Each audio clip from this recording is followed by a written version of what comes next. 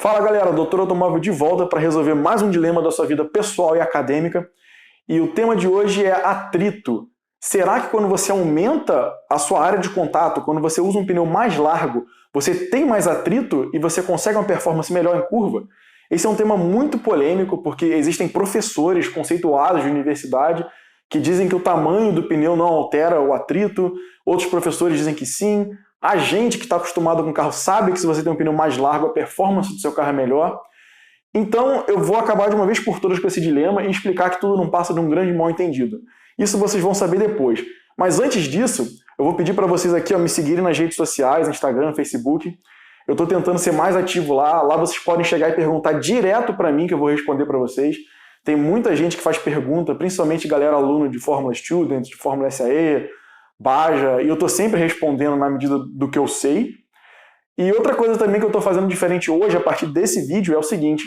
Eu estou lançando esse vídeo agora, e quando esse vídeo atingir 1000 visualizações, eu vou entrar numa dessas redes sociais, ou talvez nas duas, e perguntar para vocês qual é o vídeo que vocês querem que eu faça em seguida. Ou seja, a partir de agora, eu vou deixar que vocês decidam os temas que vocês querem que eu fale.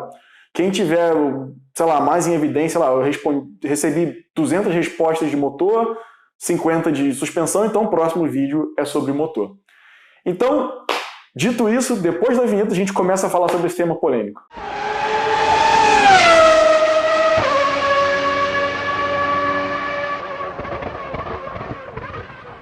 Então, galera, vamos partir direto para o tema. Se eu aumento a área de contato entre o meu pneu e o solo, eu tenho mais atrito ou não? Como eu falei antes da vinheta, esse tema gira em torno de um grandíssimo mal-entendido entre os professores teóricos acadêmicos lá e a galera que é especialista em dinâmica de veículos, ou em carro, para ser mais exato. O que acontece? O atrito, se você entrar em qualquer site de internet, ou se você perguntar a qualquer professor, ele vai te dizer o seguinte: o atrito independe da área de contato. Por quê? O atrito é uma força de reação. Se você tem uma placa de alumínio em contato com outra placa de alumínio, elas têm um coeficiente de atrito entre elas. E se você tem uma força normal, quanto maior essa força normal, maior vai ser a força de atrito. Ou seja, a força de atrito é uma reação, em relação a essa força normal.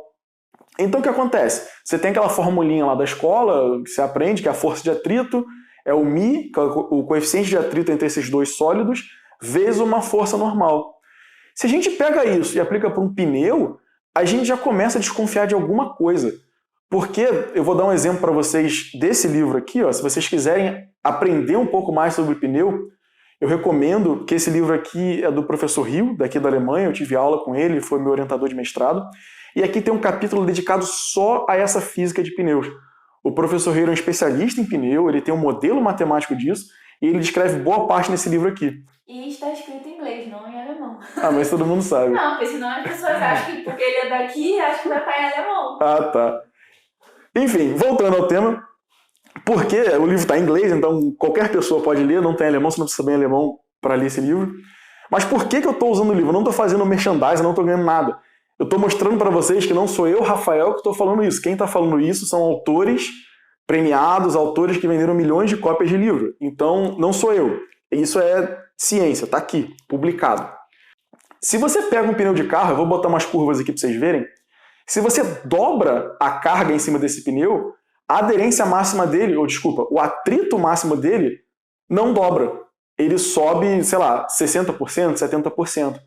Isso já fere aquilo que você aprende lá da regra de atrito.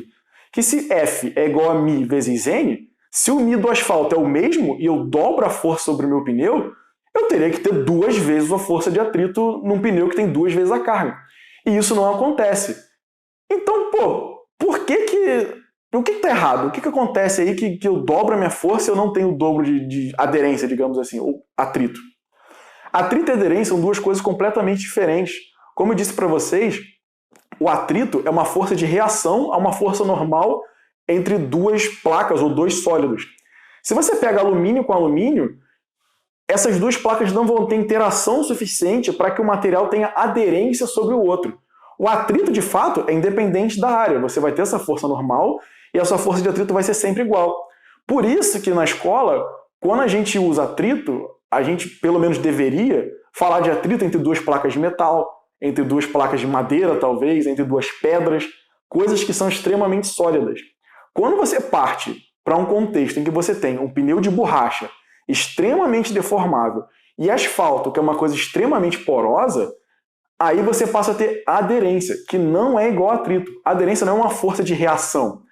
A aderência é uma força de contato entre dois elementos ou duas moléculas. O que quer dizer? Quando você cola uma coisa na outra, essa cola promove aderência. Então, se eu pegar, sei lá, essas duas placas de alumínio e colocar cola no meio, ela vai ter aderência, vai ter uma placa vai estar aderida à outra. O que acontece nesses modelos matemáticos que a gente usa para dinâmica de veículos e por aí vai?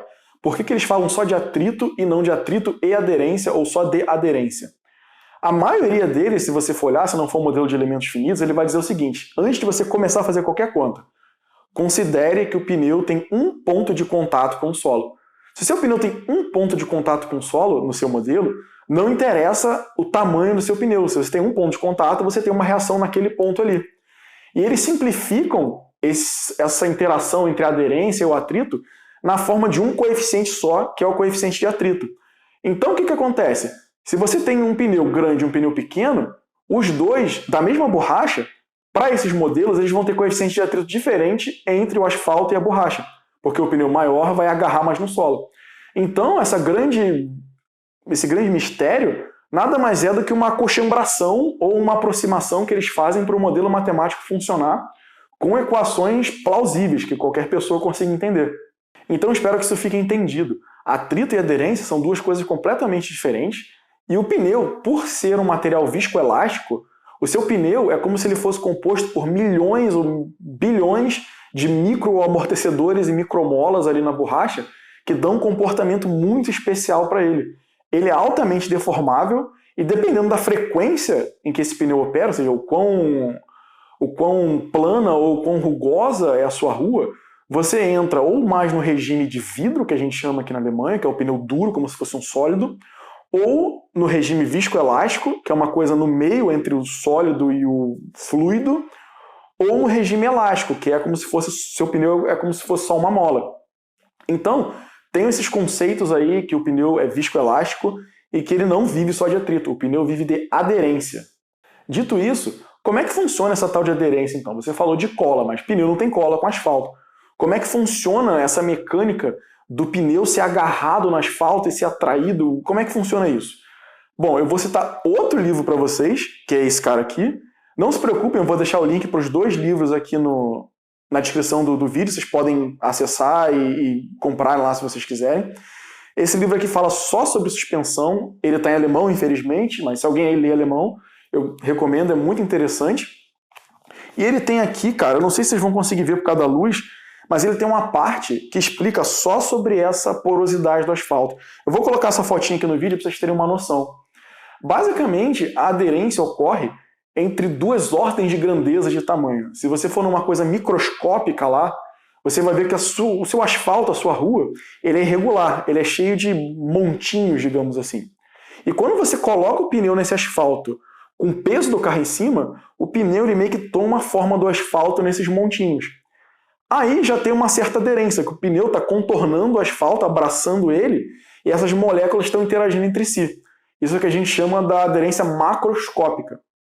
Existe outro efeito ainda adicional, que é o que a gente chama de aderência microscópica, que é numa escala de grandeza ainda menor do que isso. Se você for parar para analisar, o seu asfalto é composto por várias pedrinhas, e elas são como se fossem dentes que estão ali na rua. Quando aquele quadradinho lá do seu pneu, aquelas threads que a gente chama, né, aqueles gomos do seu pneu, tem contato com esses mini dentes, o efeito que o asfalto dá no pneu é como se a rua estivesse mordendo a borracha. A aderência se dá por forma do contorno e desse efeito de mordida que o asfalto tem no pneu. Por que a área é importante?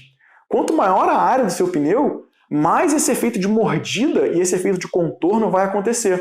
Então, é verdade sim, quanto mais largo ou quanto maior a área de contato do seu pneu com o solo, mais aderência ele vai ter. Não mais atrito, mas sim mais aderência. E é por isso que quando você coloca o pneu maior, muitas vezes, ou eu vou dizer 99,999% das vezes, você consegue acelerar mais, você tem mais tração, você tem mais aceleração lateral em curva, não por causa de atrito, mas por causa de aderência, que vem a partir desse comportamento viscoelástico que o material te dá. Então eu espero que vocês tenham entendido a explicação. Não deixem aí de divulgar o vídeo, não deixem de me seguir. Quando esse vídeo tiver as 1000 visualizações, eu vou fazer enquete lá no Instagram, no Facebook e faço um vídeo novo para vocês. Beleza, galera? Até o próximo vídeo aí e um abraço.